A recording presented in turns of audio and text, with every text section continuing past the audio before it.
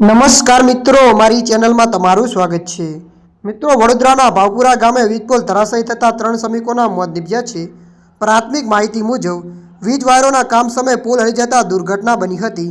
સમગ્ર મામલે પોલીસે ઘટના સ્થળે પહોંચીને વધુ તપાસ હાથ ધરી છે। મળતી માહિતી અનુસાર ભાવપુરા ગામે પાવર ગ્રીડ કંપનીના કોન્ટ્રાક્ટર હેઠળ હાઇડ્રેશન લાઇન કેબલો નાખવાનું કામ ચાલતું હતું, જેમાં 765 kV વડોદરા સાઉથ ઓલપાડની વીજ લાઇન નવી બનાવવાની કામગીરી ચાલી રહી હતી। આ દરમિયાન વીજપોલ ધરાશાયી થવાથી વેસ્ટ બેંગોલથી કામહેરથી આવેલા 3 શ્રમિકોના મોત થયા છે। મળતી માહિતી અનુસાર આપને વધુ જણાવી દઈએ કે આ વીજ ધાબળા ઊભા કરવાના કોન્ટ્રાક્ટર TLL કંપનીને મળ્યું હતું। 3 શ્રમિકોના મોતના પગલે તપાસ અર્થે આવેલા અધિકારીઓ ઘટના બાબતે જવાબ આપવા ઇનકાર કર્યો હોવાનું જણાય છે। સમગ્ર મામલે પોલીસે ઘટના સ્થળે પહોંચીને વધુ તપાસ શરૂ કરી છે। ત્યારે મિત્રો, હાલ માટે આટલું। મળીશું નવી અપડેટ સાથે। જો તમને અમારો વિડીયો પસંદ આવે, લાઇક, શેર અને સબસ્ક્રાઇબ કરી નાખજો। ધન્યવાદ।